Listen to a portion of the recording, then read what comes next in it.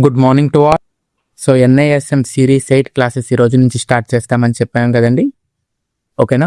ఇందులో మనకి ఓవరాల్గా 10 యూనిట్స్ ఉంటాయని చెప్పాము. సో మీకు ఇంట్రడక్షన్ వీడియోలో కూడా చెప్పున్నాను ఎన్ని యూనిట్స్ ఉంటాయి అని చెప్పి. సో 10 యూనిట్స్ ఉంటాయండి.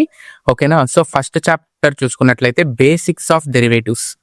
ఓకేనా? సో ఈ టాపిక్లో మనకి ఏముంటాయి? సో లెర్నింగ్ అవుట్కమ్స్ ఏంటి అంటే అసలు డెరివేటివ్స్ అంటే ఏంటి, ఓకేనా, డెరివేటివ్స్ హిస్టరీ అండ్ ఎవల్యూషన్, ఓకేనా, వీటి మీద కూడా మనకి ఒక ఎంసీక్యూ అయితే రావచ్చండి. ఓకేనా? సో లాస్ట్ మంత్లో జరిగిన ఒక టెస్ట్లో వీటి మీద కూడా ఒక ఎంసీక్యూ వచ్చిందని మన స్టూడెంట్ అయితే చెప్పారు. ఓకేనా? అదేవిధంగా ఇండియన్ డెరివేటివ్స్ మార్కెట్, ఓకేనా, మార్కెట్ పార్టిసిపెంట్స్ అంటే ఎవరెవరు ఈ డెరివేటివ్ మార్కెట్స్లో ఉంటారు. Next types of derivative markets like futures, forwards, options, swaps, వీటి గురించి మనం తెలుసుకోవాలి. అండ్ సిగ్నిఫికెన్స్, ఓకేనా. So one of the main reason ఏంటి డెరివేటివ్ మార్కెట్స్కి? To decrease the risk. ఓకేనా? సో హెడ్జింగ్ కోసము, ఆర్బిట్రేజ్ కోసము, ఇటువంటి రీజన్స్ అన్నిటి కోసం కూడా ఈ డెరివేటివ్స్ని యూజ్ చేసుకుంటూ ఉంటారు.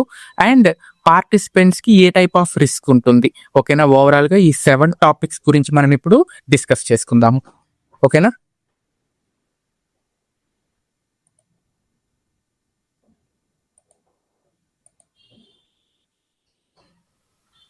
ఓకేనండి. సో ఓవరాల్గా మనము ఈ 7 టాపిక్స్ గురించి అయితే ఈ ఫస్ట్ చాప్టర్లో డిస్కస్ చేసుకుందాం. Moving forward. సో 10 యూనిట్స్ అని చెప్పుకున్నాం కదండి. అండ్ మీకు క్లియర్ కట్గా నేను వెయిటేజ్ కూడా ఇచ్చున్నాను. ఓకేనా?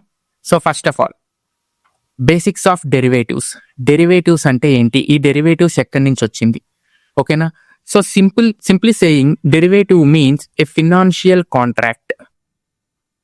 Derivative means a financial contract. Simply saying. ఓకేనా? డెరివేటివ్ అంటే ఏంటి? ఒక ఫినాన్షియల్ కాంట్రాక్ట్ అనమాట.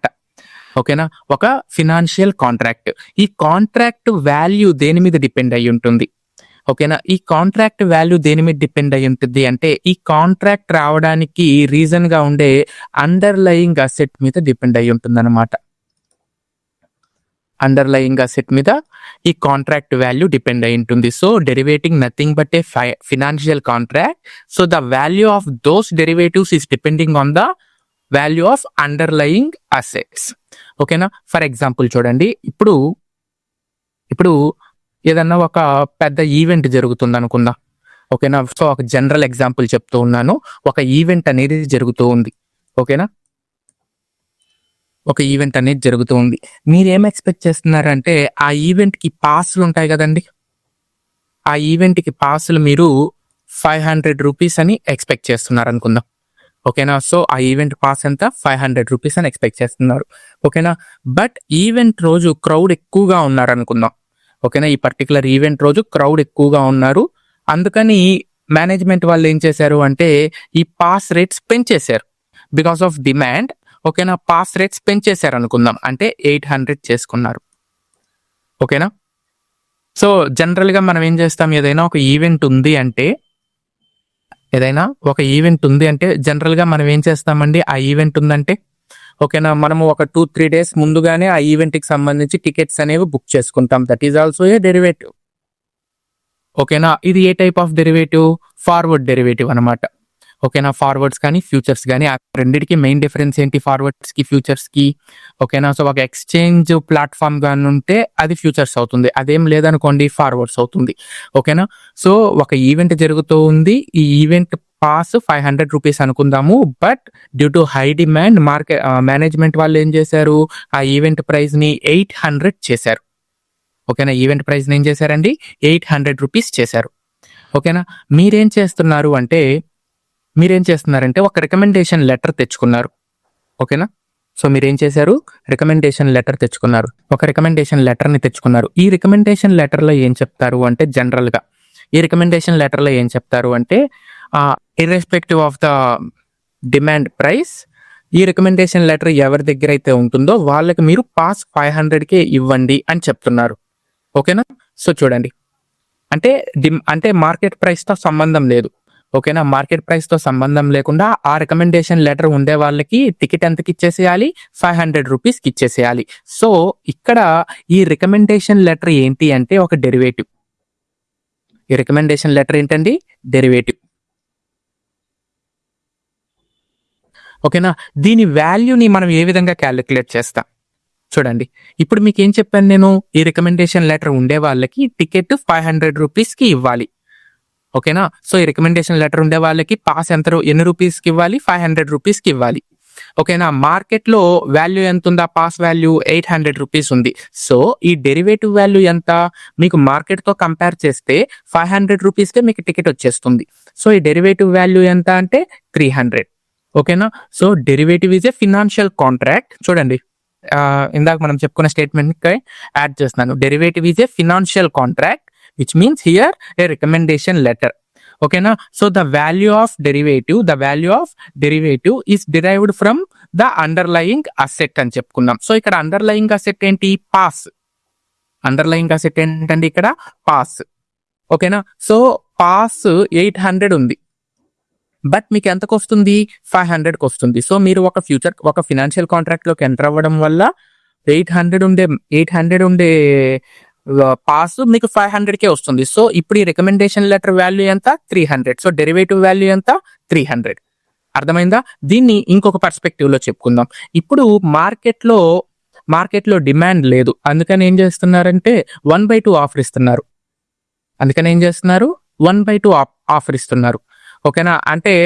అంటే పాస్ 250 రూపీస్కే వస్తుంది. పాస్ 250 రూపీస్కే వస్తుంది. ఇప్పుడు ఈ రికమెండేషన్ లెటర్ వాల్యూ ఎంత? -250 అని చెప్పగలమా? చెప్పకూడదు. ఎందుకు ఇక్కడ ఈ రికమెండేషన్ లెటర్లో క్లియర్గా ఏమన్నారు? ఈ లెటర్ ఉండే వాళ్ళకి 500 రూపీస్కి పాస్ ఇవ్వండి అంటున్నారు. బట్ మార్కెట్ ప్రైస్ ఏమో 250 రూపీసే. ఇప్పుడు మీరు జనరల్గా చెప్పండి, ఆ లెటర్ చూపించి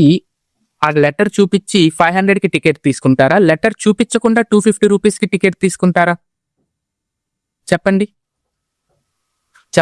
లెటర్ చూపించి 500కి టికెట్ తీసుకుంటారా? లెటర్ చూపించకుండా 250కి టికెట్ తీసుకుంటారా? ఆబ్వియస్ గా మనం లెటర్ చూపించకుండానే 250 రూపీస్కి అయితే టికెట్ తీసుకుంటాం అన్నమాట. ఓకేనా? సో ఇదేమవుతుంది అంటే ఆప్షన్ డెరివేటివ్స్ అన్నమాట. ఇదేమవుతుంది? ఆప్షన్. ఓకేనా? సో మీకు డెరివేటివ్స్ లో టైప్స్ ఇంతకు ముందు చెప్పాను కదండి. డెరివేటివ్ లో టైప్స్ ఏంటి? Forwards, futures, options, swaps. ఈ 4 అన్నమాట డెరివేటివ్ టైప్స్. ఓకేనా? ఇప్పుడు చూడండి మీకు మార్కెట్లో 250 రూపీస్కే టికెట్ దొరుకుతుంది. ఇలాంటప్పుడు మీరు రికమెండేషన్ లెటర్ని చూపిస్తారా? చూపించరు. అలాంటప్పుడు ఈ రికమెండేషన్ లెటర్ వాల్యూ ఏమైపోతుంది? మీరు ఎక్కడ చూపించట్లేరు కాబట్టి రికమెండేషన్ లెటర్ వాల్యూ ఏమైపోతుంది? 0. అంటే డెరివేటివ్ వాల్యూ ఏమవుతుంది? 0. ఓకేనా? అంతేగాని మీరు -250 అని చెప్పకూడదు. ఓకేనా? ఎందుకంటే మనము ఆప్షన్ ఎక్సర్సైజ్ చేసాం.